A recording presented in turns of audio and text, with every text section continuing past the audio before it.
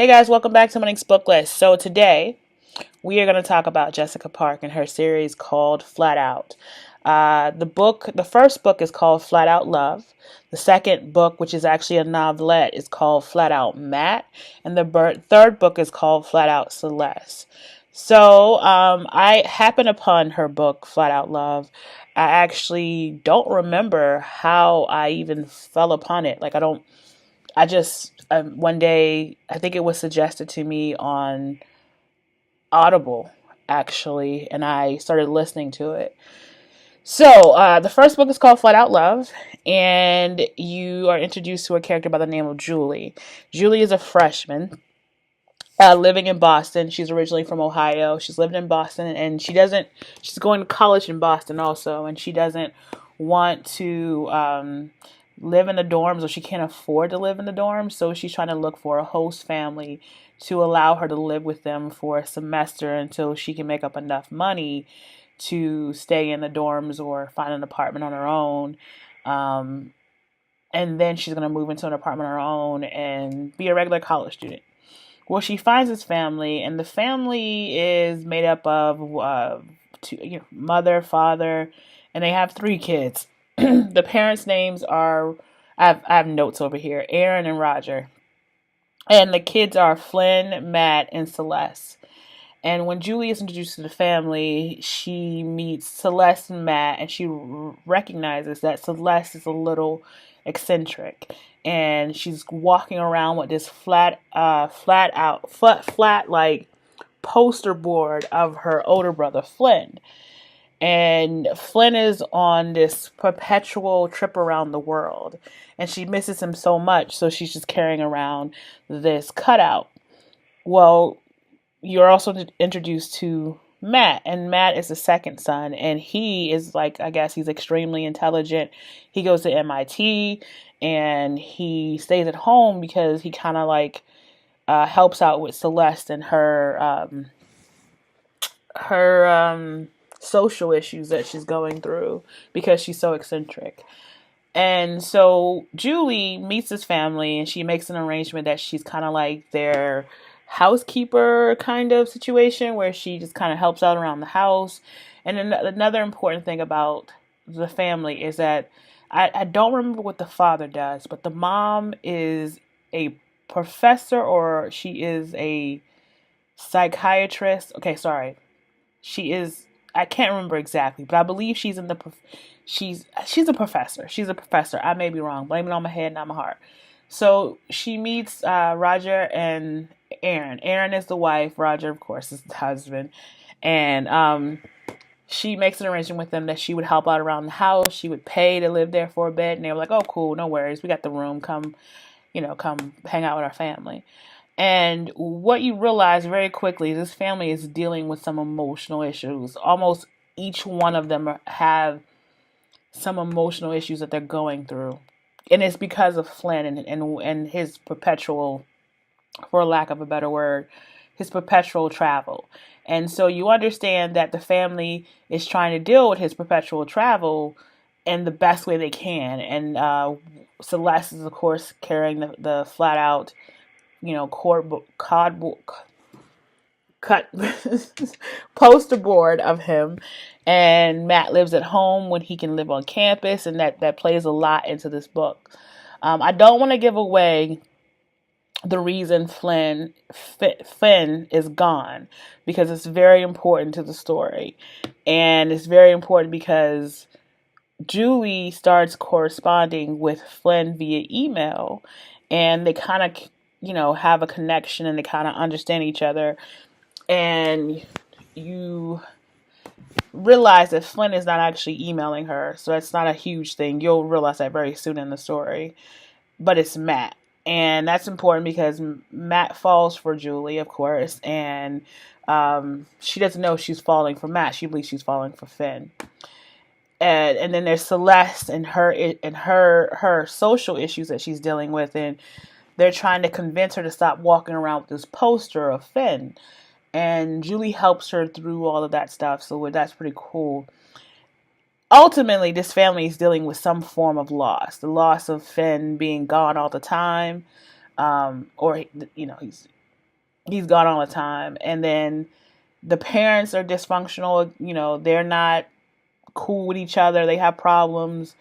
So Julie ultimately helps the entire family, but mostly she helps Celeste and helps Celeste recognize that she doesn't have to carry around this poster of her brother to be close to him. She can email him.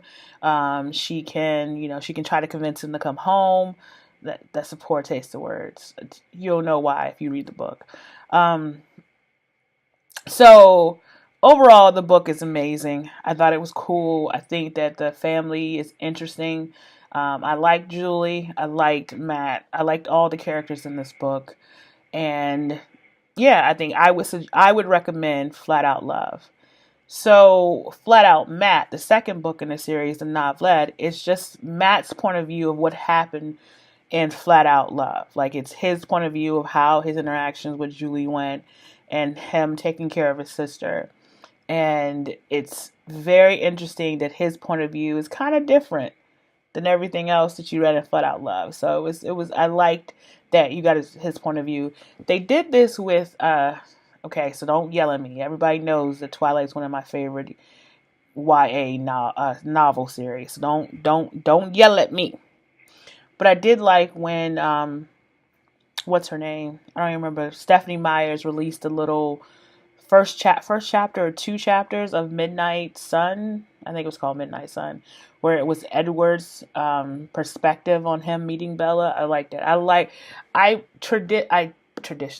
typically enjoy the male point of view of stories more than the female point of view.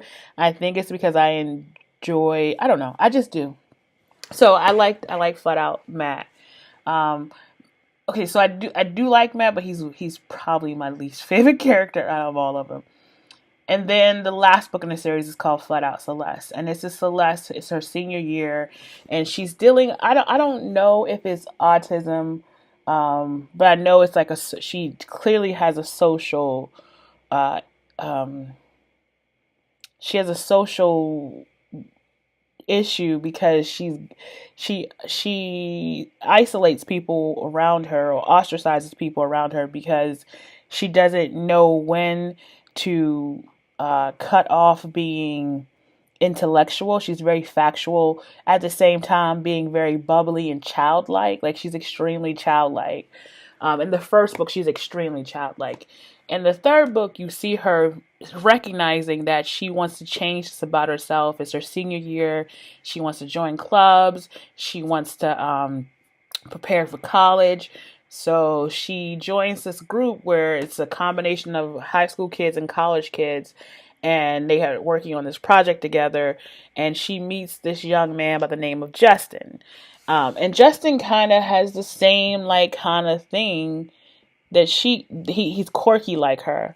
But throughout her senior year, you see Celeste power through all the stuff that she's been dealing with most of her life, especially since Finn has left. And she just takes ownership of her own, she wants to take ownership of her own body, ownership of her social interactions with people, and she powers through. And I loved it. I loved Justin becomes kind of like her boyfriend there for a minute, and then of course I don't want to say it's a romance novel because it's not. If it is, it's Celeste falling in love with Celeste.